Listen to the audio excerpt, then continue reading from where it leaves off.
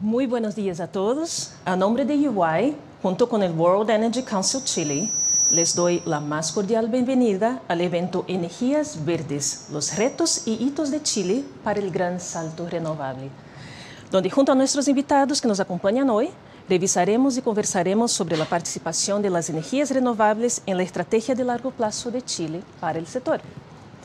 Quiero aprovechar de saludar a nuestros espectadores, quienes nos ven a través del sitio web envivo.eychile.cl y agradecer nuevamente a quienes nos acompañan hoy, con quienes de seguro tendremos un muy interesante intercambio de opiniones sobre esta materia que es clave para el desarrollo sostenible de nuestro país.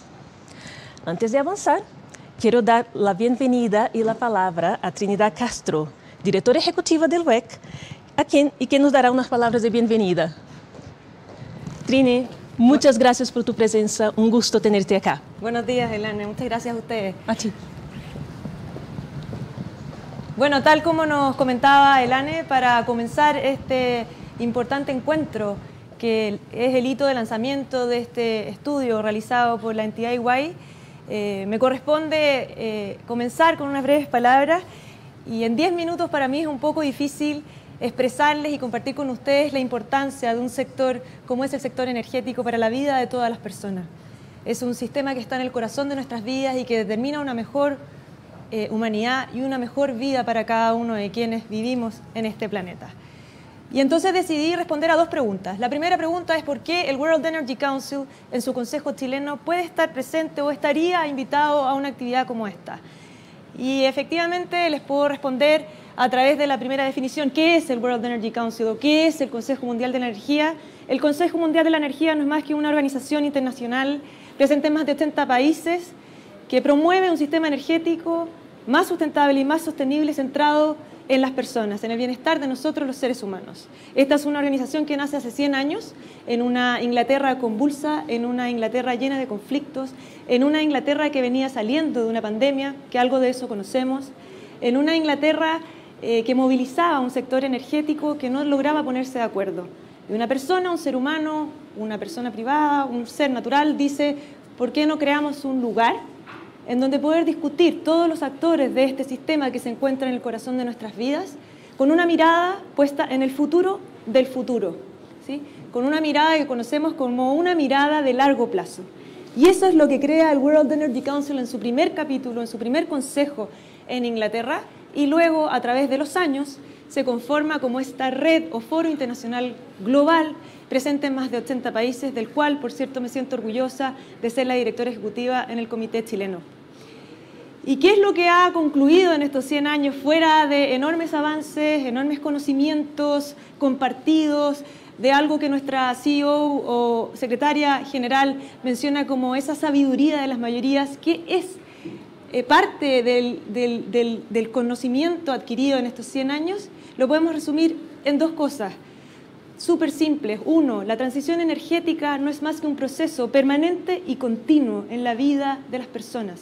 Está presente desde la creación de la humanidad y no tiene una meta ni una fecha de término. La transición energética es algo que nos acompaña desde la creación de la humanidad y hacia el término de esta en un futuro, ojalá en cientos de miles de años más, ¿cierto? Y entonces, entendiendo que esta transición es un proceso permanente y continuo, debemos adaptarnos, debemos adecuarnos y debemos construir entre todos una mejor transición para avanzar hacia una mejor humanidad. Y lo segundo que hemos aprendido es que existen ciertos elementos que son aquellos que impulsan o promueven las diferentes transiciones energéticas que vivimos, ¿cierto? Y la actual transición energética que vivimos hoy en día está movilizada por 5 drivers o 5 movilizadores de este proceso, que tienen que ver con la descarbonización, con la digitalización, la descentralización, la disrupción de la demanda y la diversidad. Este último, uno que ingresa con fuerza en los últimos años, entendido como la necesidad de incluir diversidad de miradas para encontrar diversidad de soluciones a un desafío tan complejo como es el de entregar energía accesible, segura y sustentable a todas las personas sin dejar a nadie afuera. Y entonces, entendido eso, dicho eso, podemos hacer como una especie de zoom a qué ocurre en nuestra región latinoamericana y en particular en nuestro querido Chile. La región latinoamericana es una región que, comparado con otras regiones del mundo, es una región bendecida por energías abundantes, renovables, en distintas localidades y en los distintos territorios. En algunos lugares nos encontramos con fuerza con las energías renovables hídricas, en otras con las energías solares, en otras con las energías eólicas, geotérmicas, etcétera, ¿cierto? Y en nuestro Chile en particular somos, quizás no soy la más adecuada para dar esta opinión porque soy una eterna enamorada de nuestro país. Creo que Chile es el país más maravilloso en todo el planeta, que tiene inmensas oportunidades y una riqueza infinita para encontrar soluciones en esta transición. De norte a sur, el Chile insular, el Chile antártico, encuentra diferentes herramientas y diferentes fórmulas para propiamente tal fortalecer este sistema. Pero en concreto, Chile se caracteriza por un sistema robusto, energéticamente accesible, con múltiples desafíos, por cierto, y con muchas cosas por mejorar. Pero hay 3 condiciones que lo diferencian un poco del resto del vecindario. El primero tiene que ver con una institucionalidad construida a lo largo del tiempo, una institucionalidad sólida, una institucionalidad que acompaña el proceso de creación de valor del sistema energético para las personas. Lo segundo tiene que ver con este marco regulatorio o este framework de leyes y condiciones reglamentarias que facilitan y habilitan que un sector progrese, crezca y llegue a todas las personas sin dejar a nadie afuera. Y el tercer gran elemento tiene que ver con la irrupción y la fuerza que ha tenido el crecimiento de las energías renovables en nuestro país. Esto tuvo que ver, explicado gracias a, digamos, una política específica que tuvo que ver con nuestra matriz energética, que ustedes conocerán mucho más que yo, que hoy día nos tiene situados en un país ejemplar a quien otros países observan con mucha admiración e inspiración. Pero por cierto que tenemos muchos desafíos. Este estudio viene a reflejar algunos puntuales en los que nos encontramos en algunos riesgos, en algunas situaciones de límite y borde, y es justamente lo que necesitamos, tanto en Chile como en Latinoamérica, ir evolucionando en estos marcos regulatorios, en estas instituciones que acompañan a los sistemas y en esta alfabetización de la energía, entendiendo que todos tenemos un espacio que jugar en este sistema. Y entonces por ahí es que los dejo ahora con Elane Almeida, una amiga, por cierto, del World Energy Council, dueña de casa hoy día que nos recibe en Iguay, agradeciéndole la invitación e invitándolos a leer este importante estudio. Muchas gracias. Muchas gracias, Trini, por tus palabras y por tu columna y la participación en nuestro estudio. Gracias. De verdad, un gusto tenerte. Chao.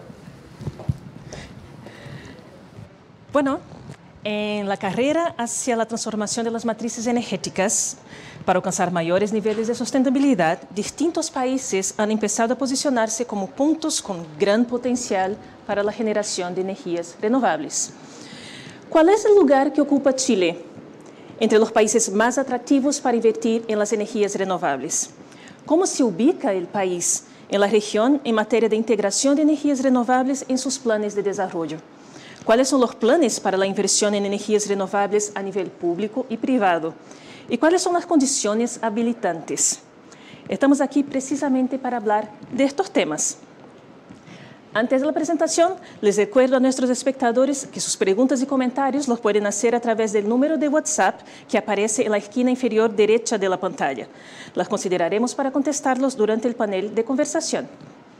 Ahora, para lo que nos convoca, quisiera empezar diciendo que esta versión del número 59 del RECAI nos encuentra en un momento de gran volatilidad para el sector, derivada de factores como la sequía en Chile, específicamente la guerra en Ucrania, entre otros. Veamos cómo esto nos está impactando. Pero principalmente veamos cuál es la metodología que respalda el estudio antes de hablar específicamente sobre sus resultados. El estudio RECAI, las siglas en inglés para el Índice Atractivo País para las Inversiones en Energías Renovables, en su edición 59, es un estudio semestral. En este estudio específicamente preguntamos, ¿la necesidad de seguridad energética desafía la búsqueda del cero neto? ¿Cómo la diversificación de la matriz energética, la expansión de la generación renovable a otras regiones del país, cómo la tecnología para la generación renovable puede impactar a la seguridad del suministro en Chile? Y principalmente, ¿cómo podemos humanizar la transición energética, que es la columna que Trini escribió en nuestro estudio? El estudio se basa en 5 pilares. Primero preguntamos, ¿existe una necesidad a largo plazo de recursos adicionales o suministro de energía de reemplazo de las energías tradicionales? Y si es así, ¿existe un caso sólido para la inversión en las energías renovables en particular? La segunda pregunta es, ¿la política pública es un obstáculo o ayuda a la exploración de las energías renovables en nuestro país? La tercera pregunta tiene que ver con las condiciones habilitantes, contratos de largo plazo, infraestructura de red, disponibilidad de financiamiento. ¿Existen estas condiciones habilitantes? Después, ¿existe un potencial natural y tecnológico? ¿Qué revela el historial y la cartera de proyectos de un país sobre las perspectivas de determinadas tecnologías? Si bien podemos tener las condiciones naturales, sol en el norte, viento en el sur, ¿cómo se da la disponibilidad y el acceso a estas tecnologías y a la inversión en estas tecnologías? Y por último, pero no menos importante, si todos estos elementos están en su lugar, la estabilidad macro, el clima de inversión, la estrategia país de largo plazo, ¿permiten o impiden hacer negocios respecto a las energías renovables en Chile? Entonces, considerando estos cinco pilares, el imperativo energético, la estabilidad de las políticas, la ejecución de los proyectos, la diversidad y disponibilidad de recursos naturales y tecnológicos y las macroseñales país, se establecen puntajes. Para cada uno de esos criterios hay distintos factores que se consideran. Y una vez que esos factores son ponderados, se genera una nota país. Evaluamos aproximadamente 100 países a cada semestre, a cada edición del estudio. Y de estos 100 países, publicamos el rank de los top 40. Ese es el resultado de Chile. Chile en este año está en la posición de número 14. Pero, ¿cómo se ha portado Chile a lo largo de este estudio? Chile apareció en el estudio por la primera vez en 2011, en la posición de número 34. Desde entonces viene subiendo de una manera muy estable y logró la posición de número 4 en 2016. Y desde entonces viene fluctuando, y en los últimos 5 años más o menos, entre las posiciones 11, 12 hasta la 14, que es la posición que está ahora. Y uno puede preguntar, ¿por qué bajamos? ¿Qué pasa con Chile? La verdad es que estar entre los top 15 en la posición 14 es un tremendo hito. Entre 100 países seguimos año tras año, estudio tras estudio, nos posicionando entre los principales países con el mayor índice de atracción para las energías renovables, y debemos celebrarlo. ¿Y por qué se pasa esto? ¿Y cuáles son las fortalezas de Chile? Bueno, el puntaje específico de Chile en este semestre, en esta edición del estudio, muestra nuestra fortaleza, la generación eólica onshore y obviamente la generación solar por la incidencia, el alto grado de incidencia de la energía solar a lo largo del año. Después vienen con puntaje un poco más bajo la generación hidráulica, geotérmica, de biomasa y por último la marítima. Para los que están involucrados, para los que trabajan en el sector, conocen bien el potencial del sector, eso no es nuevo. Además, ¿qué se ha considerado en este estudio? Bueno, se dice que el mercado de energías renovables es extremadamente competitivo en Chile para las inversiones. Se han notado los avances en los planes de transición hacia las energías renovables, especialmente considerando que estamos volviendo a cerrar las centrales a carbón. Después se habla sobre la importancia de integrar las energías renovables en un plan estratégico de largo plazo, no solamente para las inversiones, sino también para la seguridad del suministro. Y después, obviamente, el incuestionable potencial de Chile para la generación del hidrógeno verde. Contestando la pregunta, ¿por qué bajamos solamente 2 posiciones en esta edición? Bueno, la sequía, que se ha considerado que afecta a la seguridad del suministro y tuvimos que volver a reactivar algunas centrales a carbón.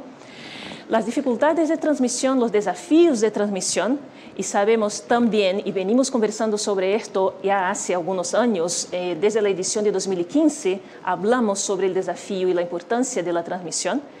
Y por último, específicamente en esta edición, en los últimos 6 meses, se ha considerado la noticia de la suspensión de las licitaciones de bienes nacionales que se utilizarían para la instalación de los proyectos renovables. Se explica por la transición de gobierno, pero de todos modos ha impactado el índice de esta edición y esperamos que la próxima edición esto ya no sea un factor de puntaje negativo para Chile. De todos modos, quedamos entonces con la interrogante: ¿cómo podemos avanzar con la transición hacia las energías renovables en Chile? Les invito a conocer el punto de vista de nuestros panelistas, pero antes de esto les dejo con un video de saludo del subsecretario Julio Maturana, que lamentablemente ha sido convocado por el Congreso en el último minuto y no pudo sumarse. Les dejo con el video de saludo y volvemos a continuación con nuestros panelistas. Hola, buenos días a todos y todas. Muchas gracias por invitarme a este interesante panel sobre energías renovables y los hitos que tenemos que hacer para este gran salto que tenemos que dar para tener cada vez más energías renovables en nuestro país. Hoy tenemos cerca de 10 gigas de energías renovables no convencionales instaladas en nuestra matriz energética y proyectos en construcción son alrededor de 5 gigas, lo que nos va a permitir dar un salto muy importante en la capacidad total instalada. Sin embargo, todavía tenemos muchos desafíos por delante y esperamos también tener una mayor penetración de muchas más energías renovables en el país. Además, tenemos las grandes tareas, como por ejemplo el tema de la transmisión, que necesitamos tener una red troncal mucho más robusta para poder trasladar, ¿cierto?, la energía desde todas partes del país. Y también tenemos otros desafíos, como por ejemplo el tema del almacenamiento, con un proyecto de ley que esperamos ver en el Congreso prontamente y así tener novedades para la industria. Chile es un país muy atractivo para las energías renovables y esperamos seguir en esta senda, con por ejemplo la descarbonización, que una vez que logremos concretar este camino, se abrirán también muchas puertas a las energías renovables. Y en ese sentido, Chile va a seguir siendo un país muy atractivo para poder seguir, ¿cierto?, implementando este tipo de energías, además de tecnología, capacidades y, por supuesto, también un aporte a lo que nosotros esperamos que sea el nuevo modelo de desarrollo del país. Espero que tengan mucho éxito en esta conversación, en este foro, y muchas gracias por la invitación. Estupendo. Ahora les invito a conocer nuestros panelistas invitados, donde sumamos su valiosa incorporación ahora con José Merci, subgerente de Finanzas Corporativas de BCI, Javiera del Ministerio de Energía, Asunción Borrás y Paola Hartung. Les dejamos con un video de transición mientras coordinamos el cambio de escenario y volvemos en un minuto más. Gracias.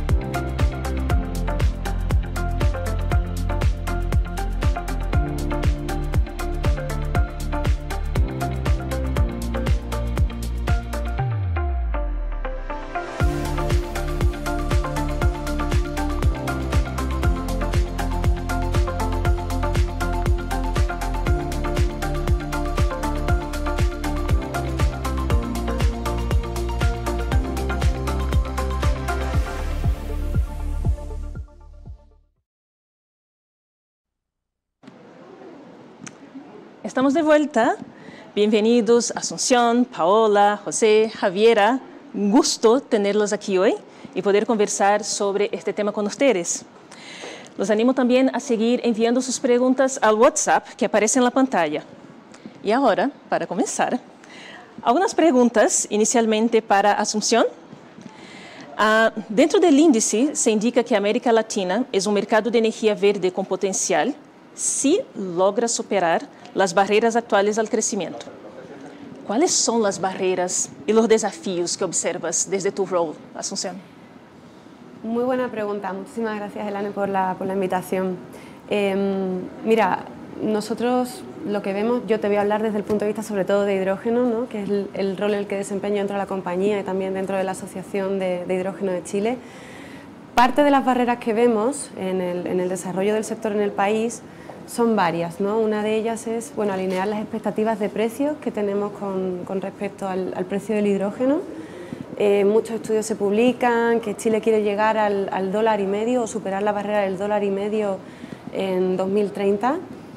Sin embargo, esto no va a ocurrir simplemente porque pase el tiempo. Tienen que materializarse los proyectos, tienen que concretarse y con eso bajar el coste de los equipos y tener las economías de escala que necesitamos para que los proyectos puedan alcanzar precios competitivos.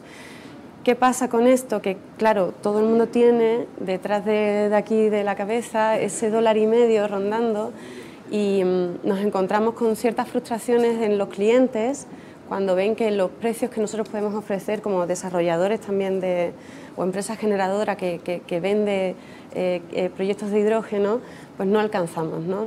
Frustraciones para ellos y frustraciones para nosotros. Otra de las barreras es precisamente el marco regulatorio. Necesitamos que sea un marco regulatorio estable, que dé certidumbre y que, por ejemplo, a la hora de obtener permisos, ya sean ambientales o a la hora de acceder a terrenos, pues sea algo que sea relativamente sencillo, ¿no? para poderlos obtener y no tener demasiadas trabas que retrasen precisamente la concreción de estos proyectos. Y como tercera, te mencionaría la certificación del hidrógeno verde. Eso es un tema que internacionalmente se está viendo. Es muy interesante porque ahí va a marcar el hidrógeno que se considera verde de origen y cómo se va a distinguir de otros hidrógenos que sean azul o sea gris a la hora de hacer las exportaciones y poder situar a Chile como uno de los países pioneros o principales a la hora de exportar el hidrógeno. Gracias, Asunción. Yo creo que tocaste en 3 puntos fundamentales. Obviamente, tecnología seguimos y tenemos que seguir avanzando con la tecnología que va a soportar la generación, almacenaje del hidrógeno. Tenerlo en una estrategia a nivel país es fundamental y especialmente porque vemos que los países que están mejor posicionados en el estudio, de hecho, tienen una estrategia de largo plazo de fomento a las energías renovables. Hace poco yo acabo de leer la noticia de que Estados Unidos ha aprobado un presupuesto de más de 369, si no me equivoco, billones, $1.000 millones solamente para el fomento a las energías renovables y a la transmisión. Entonces, estos son los tipos de señales que el mercado también necesita, es saber que en el largo plazo la inversión, las condiciones van a estar y para poder invertir en la tecnología también. Y hablando sobre condiciones habilitantes y sobre inversión, José, la próxima pregunta es para ti. Gracias. ¿Cuáles son las principales condiciones necesarias, en tu opinión, para promover el desarrollo de las energías renovables en Chile? Y si puedo complementar, ¿en qué se debería avanzar a nivel de legislación e incentivos para promover alternativas de generación? Y desde tu punto de vista del sector financiero, ¿cuáles han sido las principales dificultades que enfrentan algunos de estos proyectos en el momento de buscar financiamiento? Perfecto.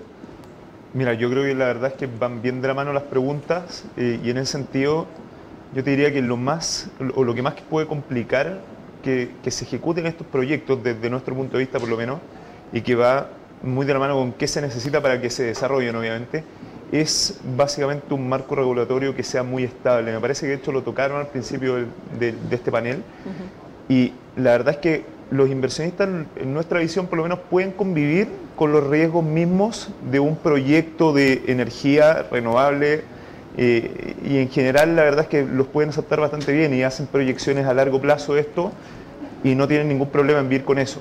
Si el problema es que como estos proyectos se evalúan en horizontes de tiempo muy largos, 15, 20, incluso 30 años en algunos casos, la verdad es que ser capaz de predecir si el marco regulatorio y el marco de básicamente las políticas públicas del país van a ser estables en el tiempo, o sea, es importante que sean claras, pero también es importante que sean estables en el tiempo. Eso, la verdad es que es lo que más te puede llegar a frenar que un proyecto se ejecute o no. Desde el punto de vista de un banco, pasa un poco lo mismo, o sea, porque nosotros podemos apoyar a los inversionistas. Estos inversionistas que optan por hacer proyectos incluso con las incertidumbres que pueden existir, y la verdad es que eso está perfecto, pero desde el punto de vista de un banco, que generalmente es un enfoque un poco más conservador que un inversionista, se hace más importante todavía esto. Entonces, cuando tú vas a evaluar un proyecto o un financiamiento de un proyecto a 20 años, por ejemplo, tú necesitas tener más o menos claridad en que lo que va a regular este proyecto, el esquema de ingresos que va a tener, las políticas que van a enfocarse, por ejemplo, en otorgar los permisos, que eso se mantenga más o menos estable en el tiempo. Yo te diría que por ahí es como donde va la cosa en aspectos más financieros, porque una vez que tú tienes eso más o menos estable y lo tienes como un dato, el financiamiento llega. La verdad es que la mayoría de los capitales son internacionales, y en ese sentido, obviamente, cuando ven que un país mejora sus políticas públicas o mejora los marcos regulatorios, tiende a irse los capitales hacia esos países. Y en ese sentido va muy de la mano con el estudio también, que Chile, si quiere avanzar en ser más competitivo en esto, tiene que otorgar más seguridades a los inversionistas. Yo te diría que eso es lo fundamental para que desde el punto de vista financiero se hagan viables los proyectos. O sea, pueden ser muy buenos proyectos, Chile tiene condiciones increíbles para las energías renovables, pero si el marco regulatorio no es estable, va a ser muy difícil seguir avanzando en eso. No sé si respondo tu pregunta. Absolutamente. Y es imposible no direccionar la próxima pregunta a ti, Javiera, hablando sobre marco regulatorio, estabilidad en el largo plazo. ¿A qué se ha enfrentado el gobierno para avanzar en materia de energías renovables? Primero, antes de responder tu pregunta, quiero volver a reiterar los saludos del subsecretario. Tenía muchas ganas de estar en este panel, estaba muy entusiasmado, le gustó mucho la composición del panel, porque para nosotros, como Ministerio de Energía, hace mucho tiempo, el tema de género ha sido muy relevante, y eso se ha demostrado con la nueva unidad de Género y Derechos Humanos que se ha creado en el Ministerio. Y ahora, yendo a tu pregunta, también hay que poner en contexto, ver desde dónde venimos y hacia dónde vamos, dónde estamos hoy. Hemos transitado, somos un país, el estudio que tú mostraste muestra bien la realidad de dónde estamos. Somos un país en que la energía renovable es competitivo, competencias son las empresas son las que invierten, y sigue siendo un interés de mucho interés a nivel internacional. Seguimos siendo muy competitivos. Relevar que somos el número 14 dentro de 100 países que fueron evaluados. Entonces eso sigue demostrando el interés en el país en la energía renovable, y que se están haciendo las cosas de manera responsable y de una buena manera. Entonces también hay que mirar la historia. Hemos transitado entre varias transformaciones, como decía Trinidad en su inicio.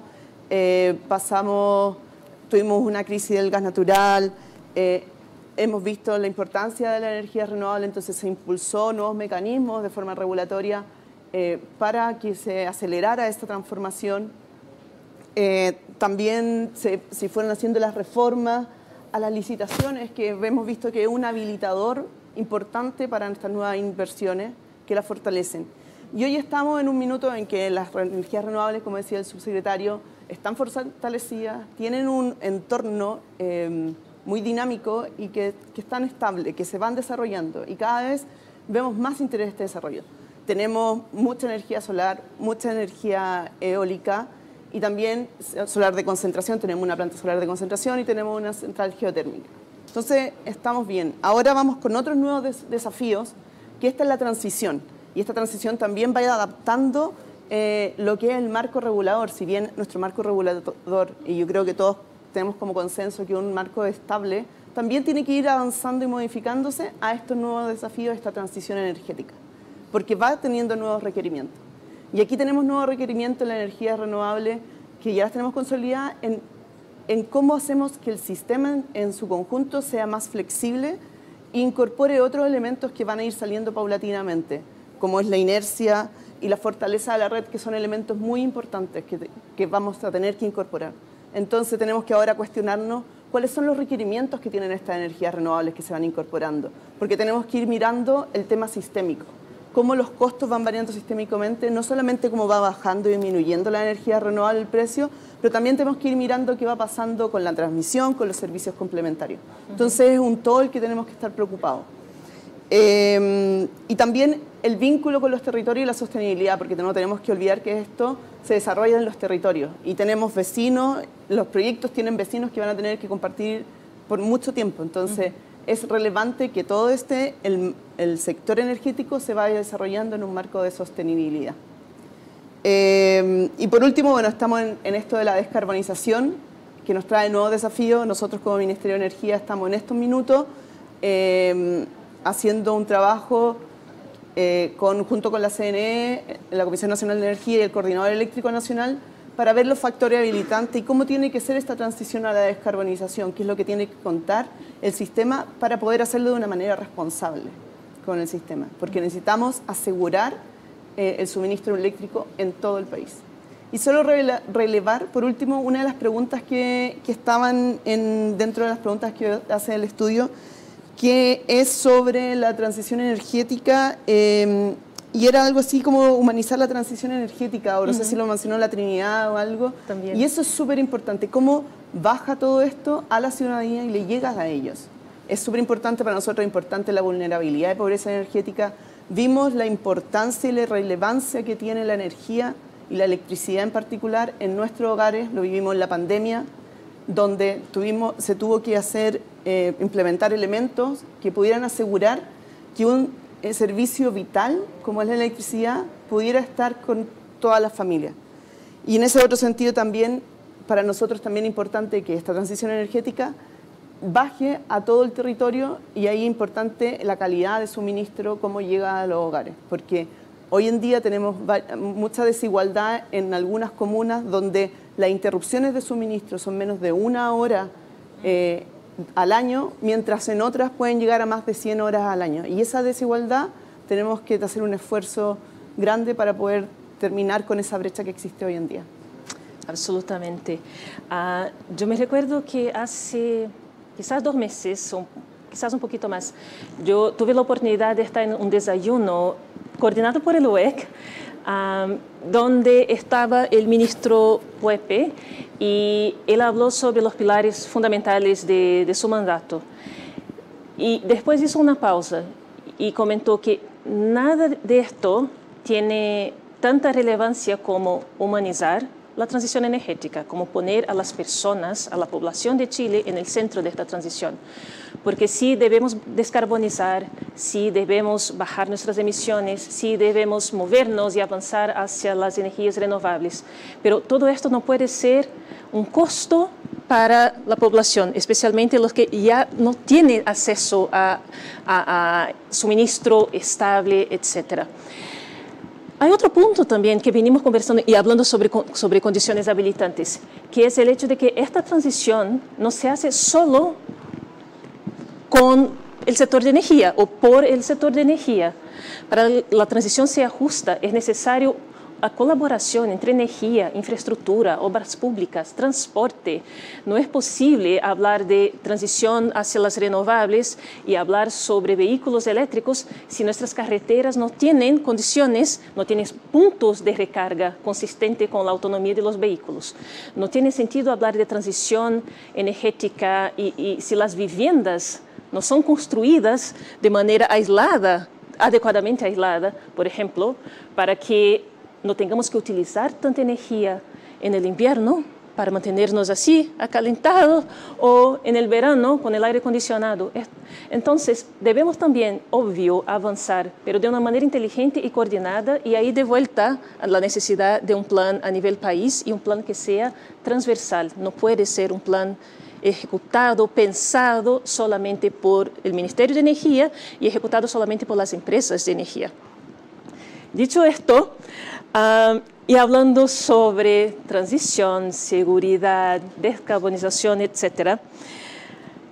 En este momento, Paola, la pregunta para ti. Chile se encuentra bajo un decreto de racionamiento eléctrico. ¿Podrías relatarnos cuáles han sido los hitos más significativos de la gestión de ENGIE durante esta contingencia. Y les invito a todos también, para que sea una conversación más que una entrevista, les invito a todos a colaborar.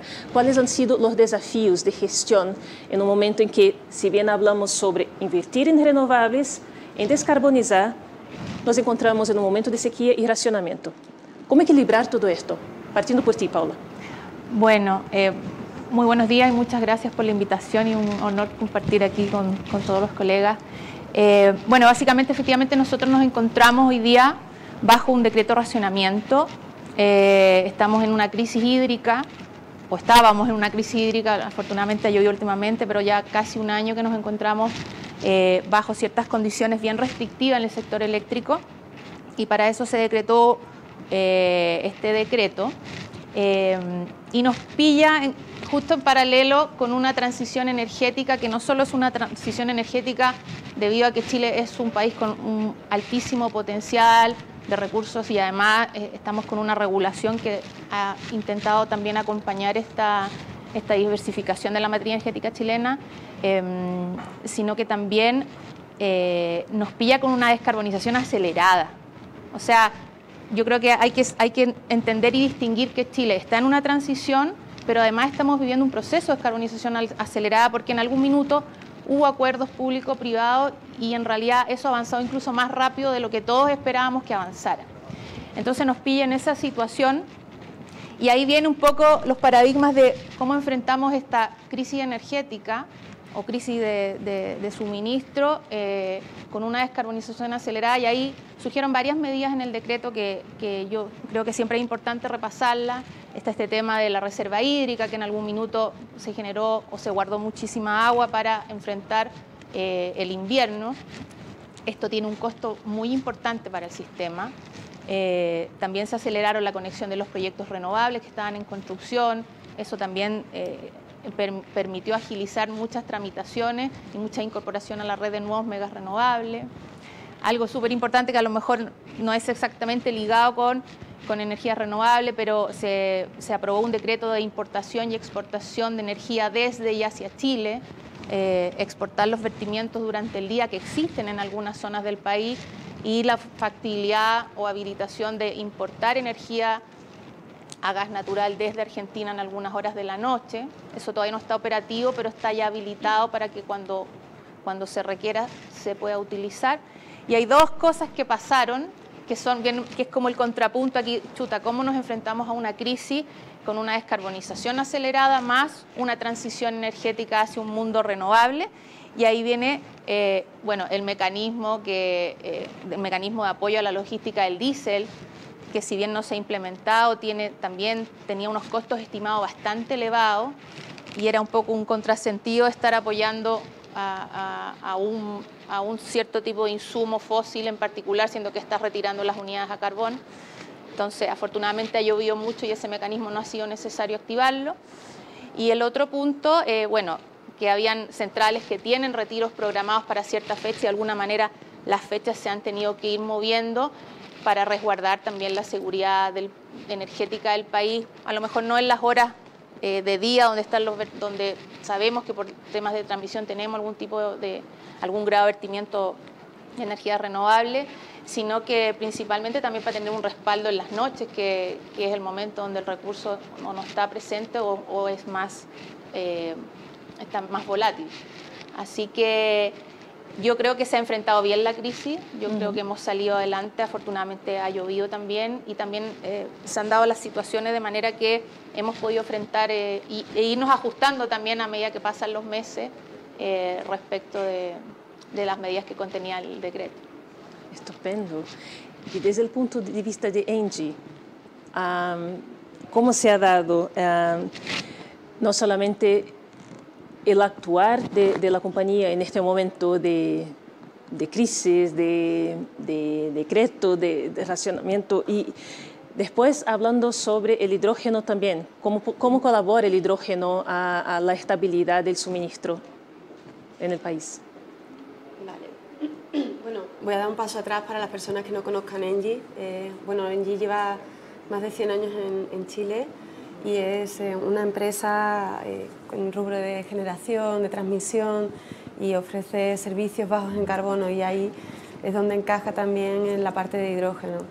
Nosotros ya hemos sacado 3 unidades de carbón en Tocopilla, la cuarta, la última que tenemos en Tocopilla, saldrá el 30 de septiembre de este año y como bien comentaba Paula, supone también un desafío, ¿no? Y ahí es donde creemos también que el hidrógeno puede ayudar. El hidrógeno nosotros lo vemos como el eslabón perdido, digamos, ¿no? A la hora de ayudar a la descarbonización, porque bueno, no solo te ayuda a descarbonizar industrias en las que no se pueda electrificar, pues está estupendo si tú puedes electrificar tus procesos y usar energías renovables, pero no todos los procesos pueden ser electrificables. Y también lo vemos como un sustituto del combustible fósil, ya sea para movilidad, ya sea para generar calor o como decía, ¿no? Por ejemplo, las mineras es un foco principal para nosotros, un cliente principal para que nos ayude a detonar el desarrollo del hidrógeno. No solamente porque tienen un gran consumo de diésel en movilidad, ya sean los camiones mineros, los que son muy grandes, o en movilidad para el transporte del propio personal, sino también para por ejemplo, generación en sistemas de respaldo. Esto ya está operativo, de hecho, en Cerro Pabellón. Son generaciones aisladas y bueno, ahí el hidrógeno tiene un papel relevante. ¿Por qué? Porque el hidrógeno al final tú lo produces separando del agua el hidrógeno del oxígeno mediante una corriente renovable, que nosotros nos enfocamos en hidrógeno verde, y ese hidrógeno, bueno, al final tiene todas estas aplicaciones que pueden ayudar a descarbonizar. Nosotros como compañía tenemos integrada la estrategia de hidrógeno con metas. Queremos tener 600 megas a 2025 ya instalados en el mundo, 4 gigas a 2030. Y bueno, aquí en Chile tenemos 3 proyectos en desarrollo, 3 proyectos que son públicos.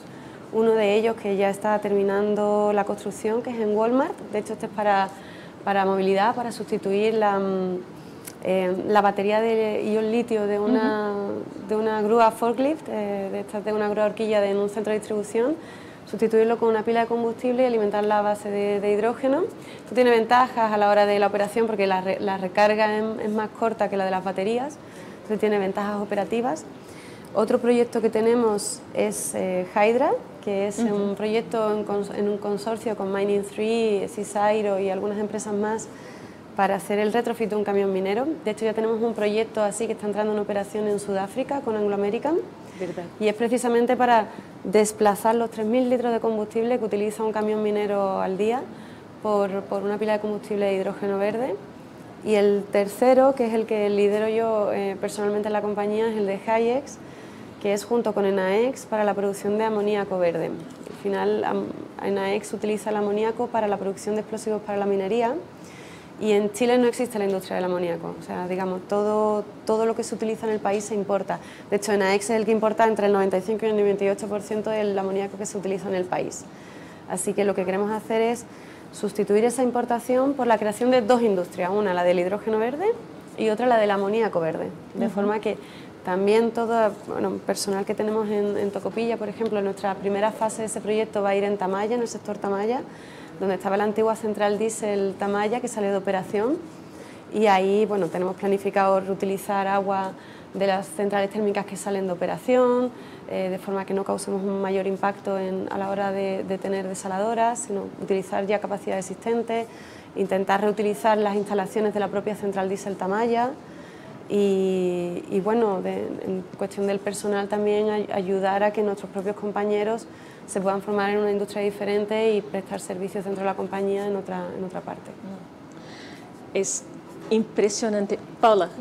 Quería complementar porque a propósito de los avances regulatorios o del marco regulatorio que mencionó Javiera también y José, hay un proyecto de ley en el Congreso que efectivamente viene con un impulso muy importante a los sistemas de almacenamiento, donde se cierra un poco algún gris regulatorio que algunos indicaban que era necesario, donde hay una condición muy específica donde se habilita el pago de suficiencia o el pago de potencia firme a los sistemas de almacenamiento cuando se incorporan al sistema eléctrico sin necesidad de estar adosado, acoplado a una central renovable, que es lo que hoy día sí está habilitado dentro de la normativa chilena, que también es muy bueno.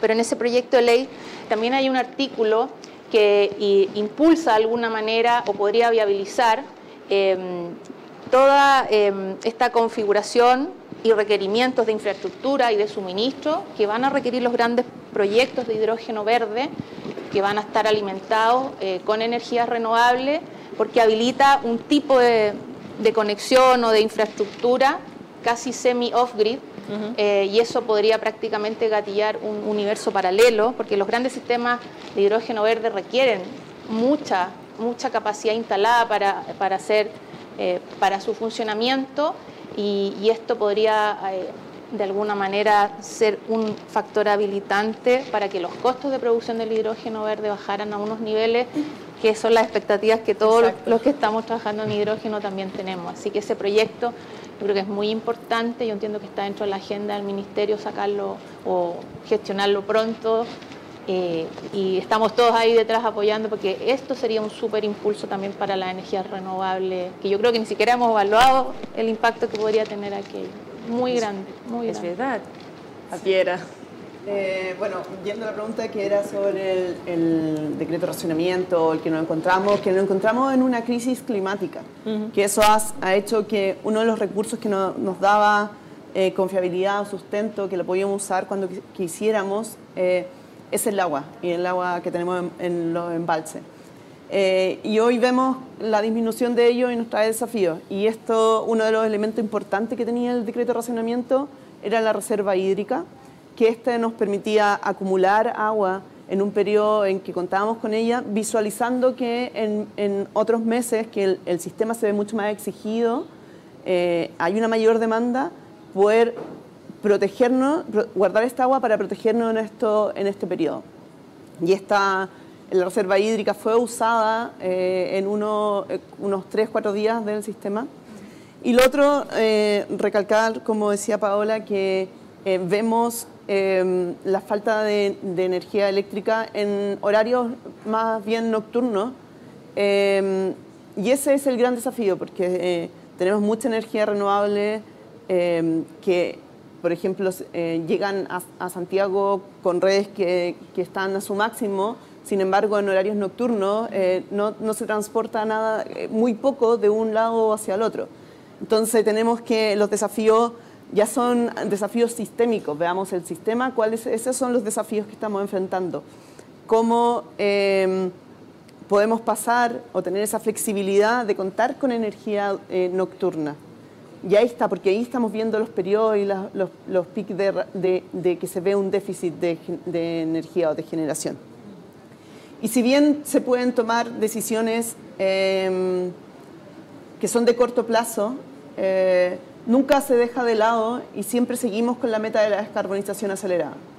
Y si bien tenemos que también tener presente que estamos en un contexto de globalización donde cualquier cosa que pase al otro lado del mundo también nos afecta a nosotros, se ha visto un alza a nivel internacional, se ha visto un alza en los insumos que tiene el desarrollo de la energía renovable, que por supuesto nos impacta a nivel nacional, que no tiene que ver con cómo estamos como país, sino que cómo estamos a nivel global. También la crisis del gas también nos impacta, porque la globalización nos afecta a todos, y eso es parte de la globalización, y hay que tenerlo presente y ver que también está eso, no es solamente las condiciones país, sino que también son las condiciones internacionales.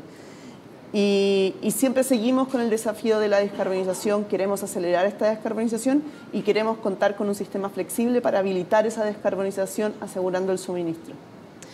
Yo creo que es súper importante lo que estaba comentando sobre, en un contexto globalizado, quizás para disminuir un poco nuestra dependencia o nuestro nivel de exposición a la inseguridad energética por una guerra en Ucrania, por la indisponibilidad de gas, se hace aún más fuerte la necesidad de invertir en la generación local, en la capacidad de transmitir lo que es generado y ojalá con energía, que esta generación sea verde.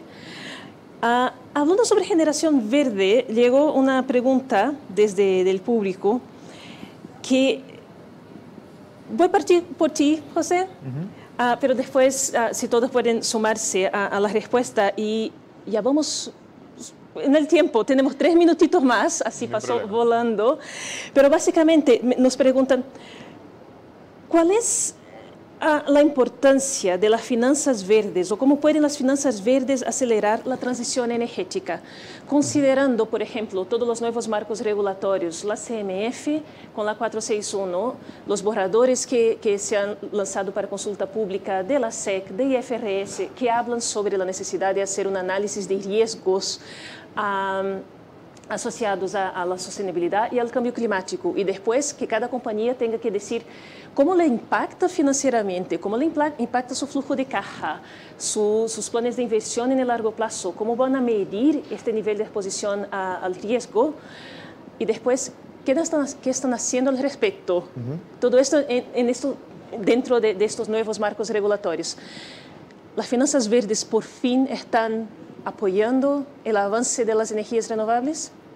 Te diría que sí, y más rápido que nunca. O sea, la verdad es que ha sido un cambio súper rápido a nivel global, te diría, en que hoy día, por ejemplo, desde el punto de vista de un banco, tú no solamente tienes que incentivar el desarrollo de proyectos verdes, o sea, el financiamiento hacia proyectos verdes, porque el mercado, por un lado, te lo está exigiendo como banco, pero por otro lado, a nivel de inversionistas, ya a nivel global, te diría, hay una exigencia cada vez más fuerte en que lo que ellos están financiando, en este caso ellos financian a los bancos comprando los bonos que emiten, tengan un enfoque verde también. Entonces, ¿esto en qué se traduce? En que en el largo plazo un banco que no está con un sello verde muy cargado, por así decirlo, o que no está ocupando el dinero que le prestan en proyectos que vayan en esta línea, más que encontrar dificultades para levantar fondos o encarecerse los fondos que levanta, se le va a cerrar el mercado. Eso lo estamos viendo hoy día. Hemos visto cómo los bancos están emitiendo bonos verdes hoy día y la verdad es que la recepción es muy buena. Y al contrario, un bono que no es verde, la verdad es que cuesta mucho encontrar los capitales que vayan a comprar ese bono. Entonces, diría que es más importante que nunca. Ha sido un cambio súper rápido y la verdad es que esto, para la escala que estamos hablando, ha sido un par de años. O sea, te diría que se dio vuelta el mercado muy rápido. Y hoy día todos están mirando los financiamientos verdes o ESG en general como el camino a seguir. En ese sentido, por ejemplo, hablo desde el punto de vista de mi institución, que es BCI. La verdad es que nosotros estamos hoy día con un plan piloto, por así decirlo, de financiamientos a un costo reducido para proyectos verdes, por ejemplo. Obviamente que esto en la medida que se hace posible, no podemos dar un financiamiento a costo cero, pero sí tenemos precios preferenciales para proyectos verdes. Eso respecto a cualquier otro proyecto que no califique como verde. Eso creo que ya es un paso relevante y lo que estamos buscando obviamente es poder incorporar a nuestra cartera de activos financiamientos que vayan en esta línea, porque vemos que de cara al mercado es algo que es imposible no hacerlo. O sea, hoy día el banco que no lo haga se va a quedar fuera del mercado, por así decirlo. Esa es un poco la visión que tenemos nosotros como BCI, por lo menos. Creo que es una buenísima noticia para los que quieren seguir invirtiendo en sus proyectos, en GIS, todas las demás compañías, ¿no? Sí, de hecho, nosotros lo estamos viendo. En la hora de estructurar financieramente los proyectos de hidrógeno, estamos recibiendo muy buenas condiciones también de diferentes entidades bancarias, ya sean entidades multilaterales o banca privada, que tienen interés en desarrollar la industria de hidrógeno, así que concuerdo contigo que ha acelerado más que nunca. Sí, el mercado la verdad es que va para esa línea. Sí, es que un project finance clásico no sirve para detonar una industria, así que hay que darle una vuelta y ver cómo se puede incentivar de otra forma. Exacto. Estupendo. Bueno, estamos... Lamentablemente, nos han llegado preguntas entretenidas. Quizás yo puedo compartir las preguntas en nuestra página web. Les invito a contestar, a ofrecer su punto de vista, pero estamos. Les agradezco muchísimo. ¿Puedo solamente? Absolutamente, sí, por supuesto. No quiero dejar de mencionar Adelante. Que, bueno, dentro de las inversiones, para nosotros en este instante es importante fortalecer y ir dando certidumbre al desarrollo del hidrógeno verde.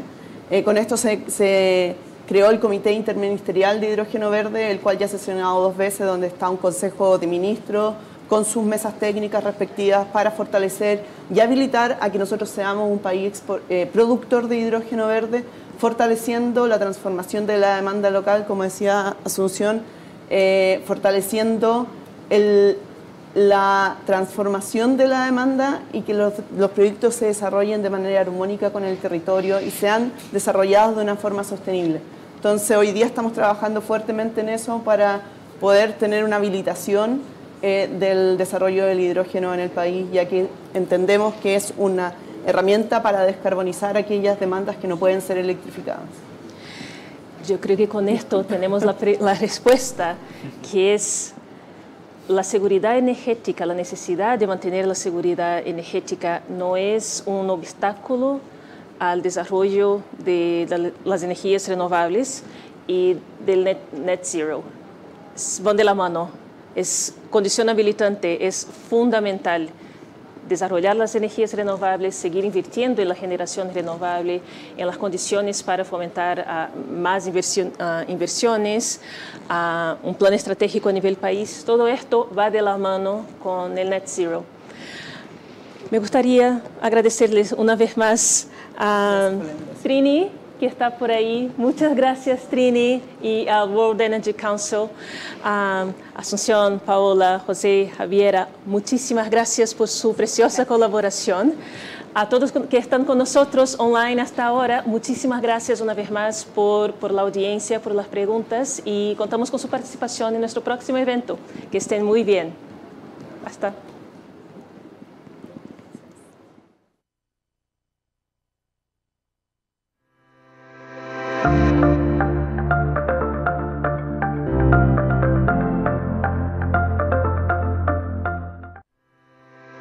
Thank you.